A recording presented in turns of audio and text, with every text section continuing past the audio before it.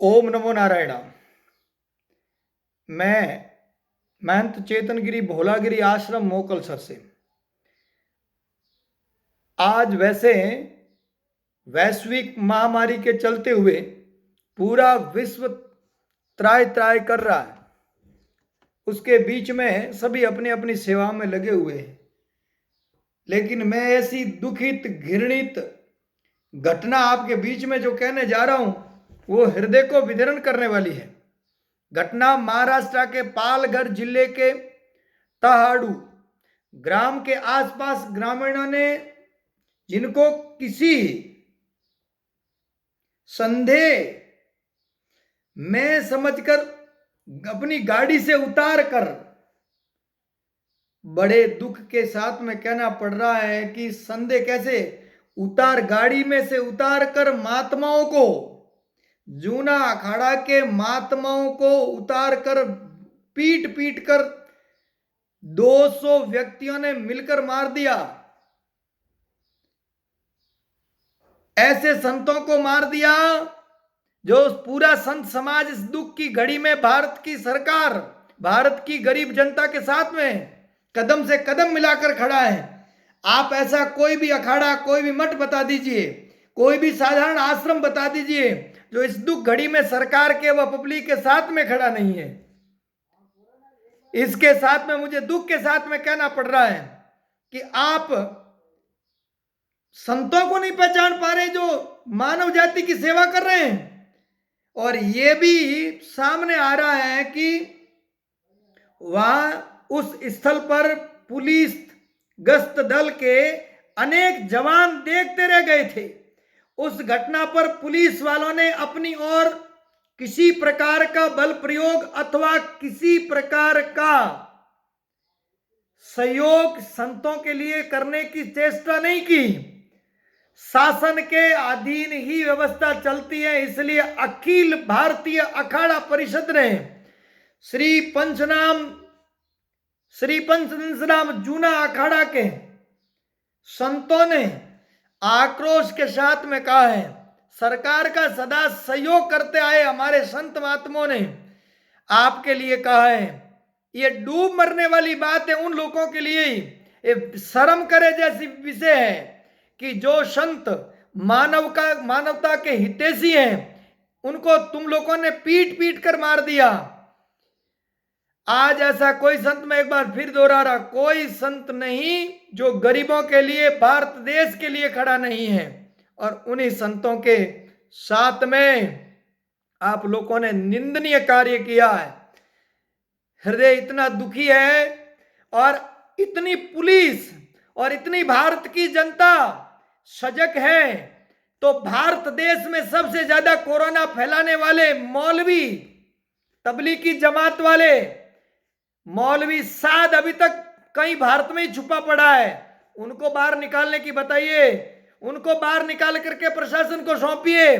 आप वे गुना दयालु संतों को मार करके क्या बताना चाहते, क्या सूरवीरता दिखाना चाहते हो?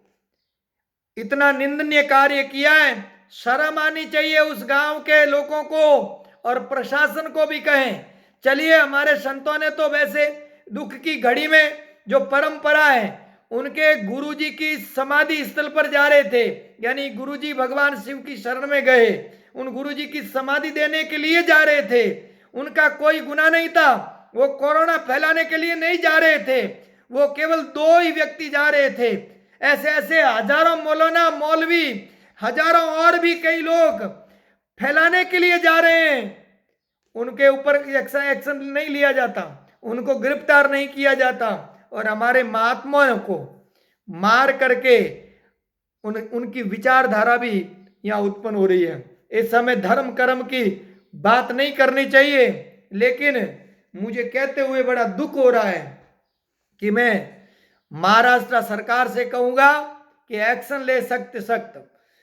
यदि आप उन मौलवियों को नहीं पकड़ सकते जो नर्सों पर हमला करते, चाकू लेकर के, तलवार छुरी लेकर के, बंदूक लेकर के, पत्थर ईंटें लेकर के, पूरा परिवार ऊपर से उछाल करके पुलिस प्रशासन के ऊपर, डॉक्टरों के ऊपर मारता है। हमारे संत तो नियत थे, हाथ जोड़ करके प्रार्थना कर रहे थे। ये भी ये भी समाचार मिला है कि हमारे संतों ने हाथ जोड़ करके कहा था कि हमारी परंपरा के अनुसार एक शिष्य को वहां जाना जरूरी है गुरुजी को समाधि देने के लिए। प्रशासन की जीप में लाने के बाद में उन लोगों ने हमारे संतों के ऊपर चाकू, छुरियों और पत्थरों से हमला करके मार डाला। ये प्रशासन के ऊपर भी अंगुली उठती है। मैं सदा प्रशासन का सम्मान करने वाला व्यक्ति हूं, लेकिन आज हिला के रख दिया। महाराष्ट्र की पुलिस ने आज ये प्रश्न करने के लिए मुझे मजबूर कर दिया कि ऐसे संतों के ऊपर हमला जो मानवता के सदा हितैषी रहे हैं, अरे उनको यदि, क्या आपने कभी छूट नहीं दी? किसी को छूट नहीं दे रखी है? ऐसा क्या वहम था? ऐसा उन्होंने क्या कर दिया था? उनको अरेस्ट कर लेते, उनको रोक देते, उनको बंधक बना देते, लेकिन मारने की क्या आवश्यकता पड़ी? शर्म करनी चाहिए तुम लोगों को। और मैं प्रशासन के ऊपर इसलिए सवाल उठा रहा हूं कि प्रशासन इतना सजग है तो मौलवी खुलेआम घूम रहे हैं। राज्य सरकार, केंद्र सरकार, पुलिस प्रशासन जानकार टीवी चैनल वाले चिल्ला चिल्ला कर कह रहे हैं कि उन तबलीगी जमात वालों के हिसाब से ही भारत में 50% ज्यादा केस बढ़े हैं। उनको तो पकड़ में नहीं लिया, पत्थर बरसाने वालों को नहीं पकड़ा, अभी तक घूम रहे। और मैं मीडिया को भी कहना चाहता हूं, धर्म विशेष के लोगों की यदि कोई घटना घटी होती तो पूरा मीडिया वहां पहुंच गया होता। नियत संतों की हत्या कर दी, कोई मीडिया में नहीं आ रहा है। ये दोखली राजनीति क्यों कर रहे हो? सच्चाई दिखाइए, पता चलना चाहिए कि क्या चल रहा है। मैं भी इस समय दुखी हूं कि वैश्विक महामारी के साथ में हम लोगों को लड़ना चाहिए, बचना चाहिए, बचाना चाहिए, लेकिन ऐसी घटनाएं जो निंदनीय है वो दुखी करती है।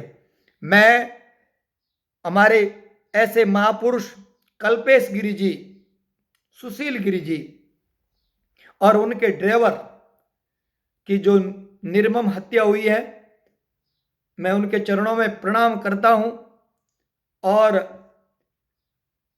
केंद्र सरकार और महाराष्ट्र की सरकार और पुलिस प्रशासन से निवेदन कर रहा हूं कि जल्द से जल्द उनके ऊपर कार्रवाई हो।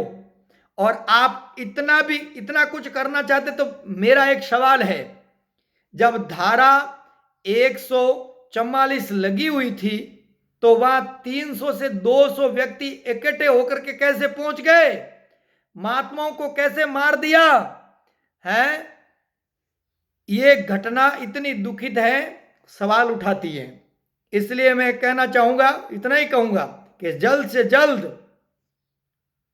उन विधर्मियों को, अधर्मियों को पकड़ करके सजा दिलाइए, और पकड़ सकते हो तो देशद्रोहियों को पकड़ करके दिखाइए जो भारत की सरकार के सामने आंख से आंख मिला करके पत्थर मार रहे हैं, गोलियां चला रहे हैं, चाकूबाजी कर रहे हैं, उनको पकड़िए। और जनता को भी कहना चाहते हैं, मूर्खों, आज ऐसा कौन सा संत है जो पब्लिक के लिए नहीं उतरा हुआ है? अपने खजाने खोल के रखें। सदा प्रश्न करते थे ना कि भारत के संतों ने, भारत के मठों ने क्या दिया, क्या चाहिए आपको? संत अपनी हैसियत से ज्यादा बढ़ करके कुछ कर रहे हैं, दिया कि नहीं दिया, इस पर विचार जरूर करना। धर्मगुरु वहां भी है, मौलवी भी, क्या 1 रुपया भी सरकार के लिए दिया हो तो जरा मुझे भी बताइएगा, मुझे याद नहीं आ रहा है। सभी को ओम नमो नारायण। मेरे संतों के चरणों में प्रणाम करता हूं एक बार फिर कि उनकी घटना मुझे बड़ा दुखी कर दिया है, इसलिए मैं निंदा करता हूं कड़े शब्दों में। ओम नमो नारायण।